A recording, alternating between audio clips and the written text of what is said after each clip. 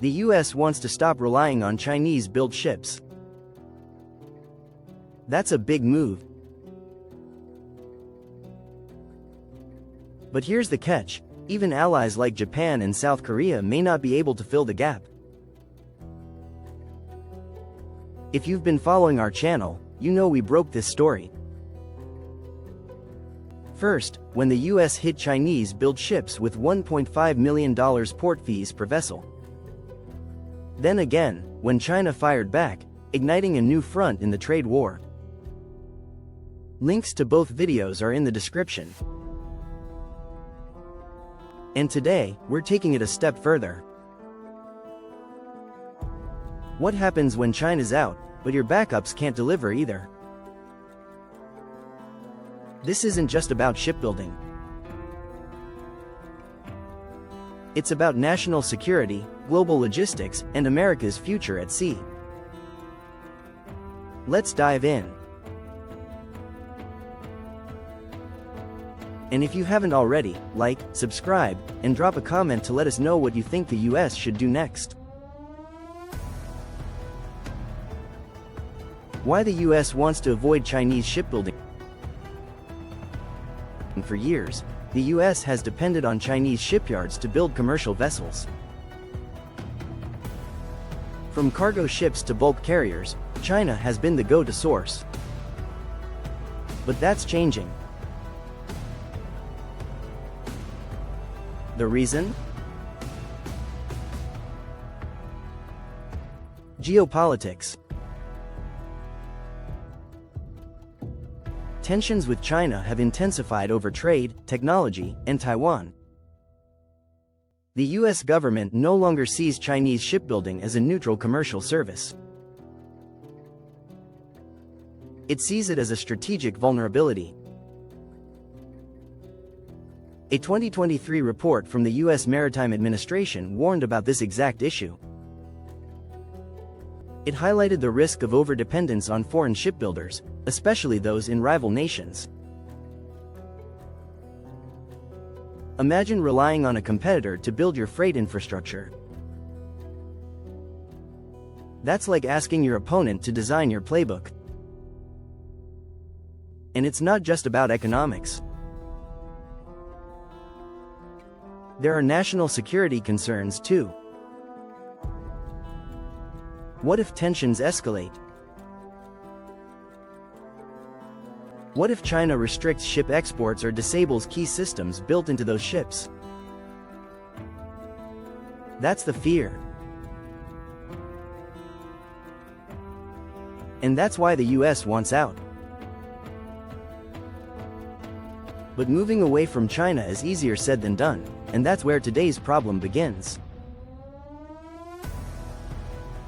The scale of the challenge. Let's talk numbers. China controls over 40% of global shipbuilding output. That's more than Japan and South Korea combined. In 2023 alone, Chinese shipyards delivered nearly 1,000 commercial vessels, including LNG tankers, bulk carriers, and container ships. By comparison, Japan built just over 200 ships, and South Korea delivered about 180. This isn't just a difference in capacity. It's a massive industrial gap.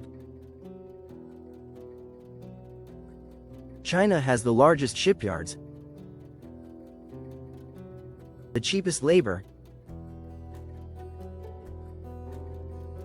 and deep state subsidies driving production. It's a shipbuilding machine. And right now, the US commercial fleet is deeply tied to that machine. A huge portion of foreign-flagged vessels operating in US trade lanes were built in China over the last 15 years. That includes ships operated by US-based companies, many of which rely on Chinese-built vessels due to cost efficiency and availability.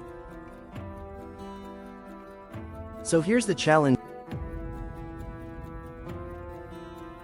if the US stops using Chinese-built ships?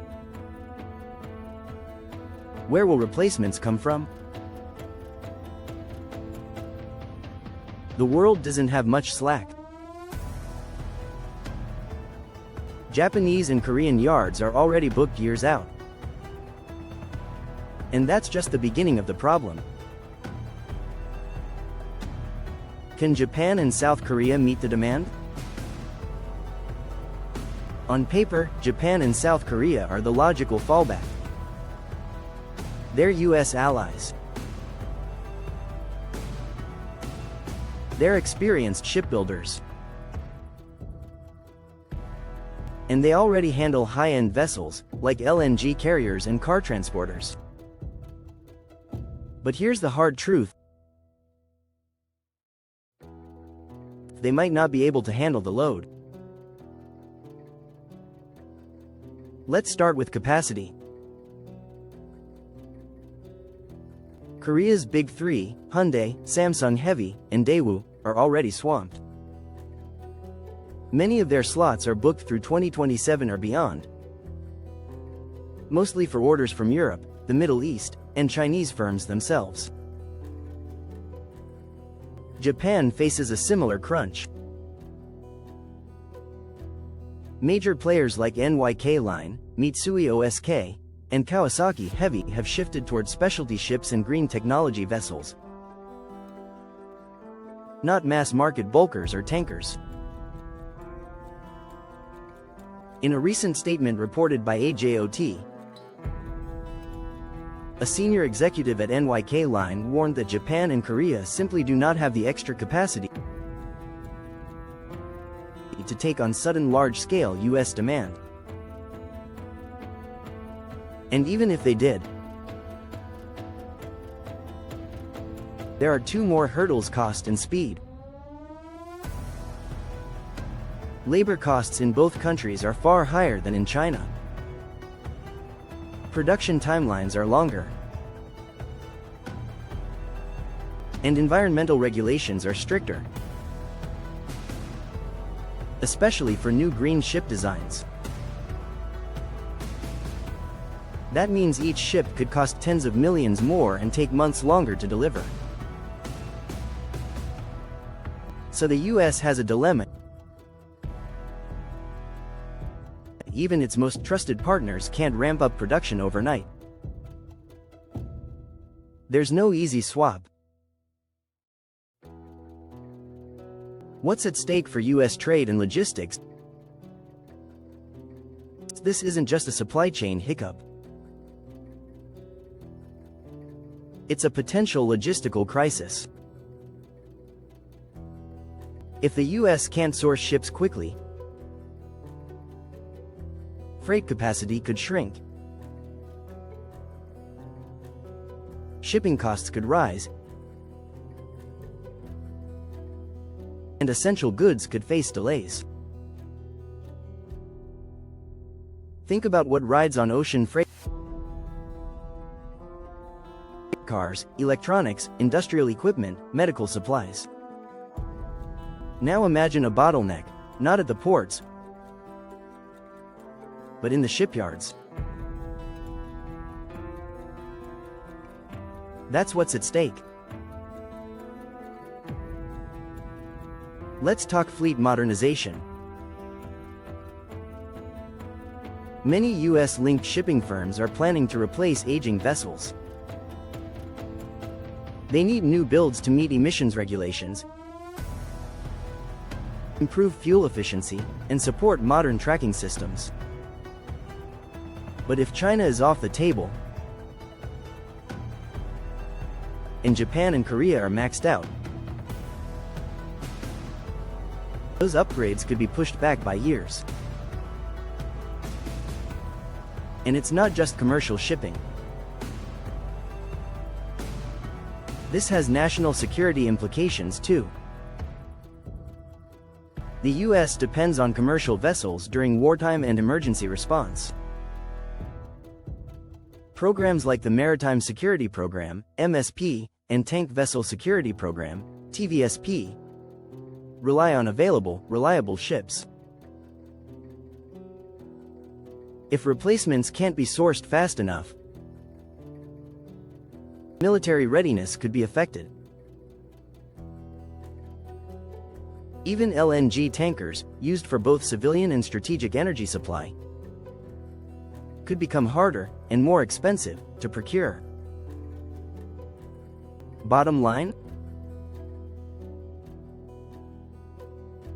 The entire maritime ecosystem is vulnerable if there's no clear path to non-China shipbuilding. And time is running short. Alternatives and policy move. So what can the US do? The most obvious option is to revive domestic shipbuilding. But that's a heavy lift. US shipyards are few and aging. Labor is expensive. And most are focused on military vessels, not commercial trade. Building up that capacity would take billions in investment and years of workforce training. Still, some policymakers are pushing in that direction. They argue it's time to bring shipbuilding back home. Not just for jobs, but for national resilience. There's also the option of incentivizing allies. The US could offer subsidies or financing to shipbuilders in Japan, Korea, or even Taiwan to expand production capacity, but that too takes time. Then there's the idea of regional diversification. Some are looking to Vietnam, India, or the Philippines as potential future players in commercial shipbuilding. But those countries currently lack the infrastructure, experience, and financing power needed to compete at scale. Another possible path? Strategic reshoring. That means bringing ship design, component manufacturing, and final assembly into North America, even if ships are built in parts across borders. It's similar to what the US is attempting with semiconductors and electric vehicles. Still, all of these solutions are long-term plays. There is no silver bullet. But without action now, the US could find itself in a dangerous corner with no affordable or secure access to the ships it needs. Global reactions and trends. The US isn't the only country rethinking its shipbuilding strategy. In Europe, policymakers are sounding alarms over China's dominance. The European Union is exploring anti-subsidy investigation and looking to protect its few remaining shipyards. Nations like Norway and Germany are investing in green ship technology, but even they rely heavily on Asian construction partners. Meanwhile, China is watching closely. If major US buyers pull out, it could disrupt China's shipbuilding pipeline, impact employment, and shake up regional supply chains. But don't count China out. It has already begun courting new clients in Russia, Africa, and parts of South America, looking to offset any US or European losses. And while Japan and Korea struggle to meet new demand, China is expanding, building new yards, scaling automation, and pushing into next-gen ship tech. Globally, this moment is sparking a realignment. Countries are weighing the risks of overdependence against the cost of diversification. We're entering an era where shipping routes, shipbuilding sources, and even maritime alliances could shift fast. And at the center of it all is one question: who will build the world's ships in a post-China era? What it means going forward? The US is at a crossroads. It wants to reduce dependence on China, but there's no clear path to do it quickly or affordably. Japan and South Korea are trusted partners, but their shipyards are at capacity,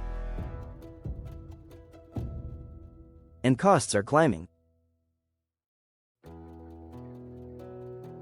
Building at home sounds good, but the infrastructure just isn't there yet. And turning to other countries? That's a long-term gamble, not a short-term fix. So what does this mean? In the near future, the US may need to make hard trade-offs. Higher costs, longer wait times, and limited options for modernizing the commercial fleet. But it also means opportunity. This moment could spark a new wave of maritime investment, policy shifts, and even public-private partnerships aimed at rebuilding the US shipbuilding base from the ground up. It could also lead to stronger coordination with allies, creating a new global strategy for how and where the world's vessels are built. Because in the end, this isn't just about ships. It's about who controls the flow of global trade in the years to come. And right now, that question is wide open. Final thoughts and call to action. So here's where we stand. The US wants to pivot away from Chinese shipbuilding, but Japan and Korea can't fully fill the gap. And without a clear backup plan,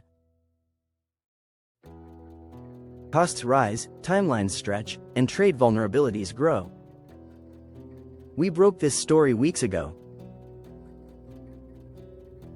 when the US slapped massive port fees on Chinese-built vessels. Then we showed you how China hit back. If you missed those videos, check them out in the description. They'll give you the full backstory behind this escalating trade standoff. As always, we'll keep tracking this issue as it evolves. If you found this video helpful, give it a like, subscribe to the channel, and drop a comment below. How should the US solve this shipbuilding dilemma? We'd love to hear your thoughts. Thanks for watching. Sources are listed in the description. And we'll see you in the next one.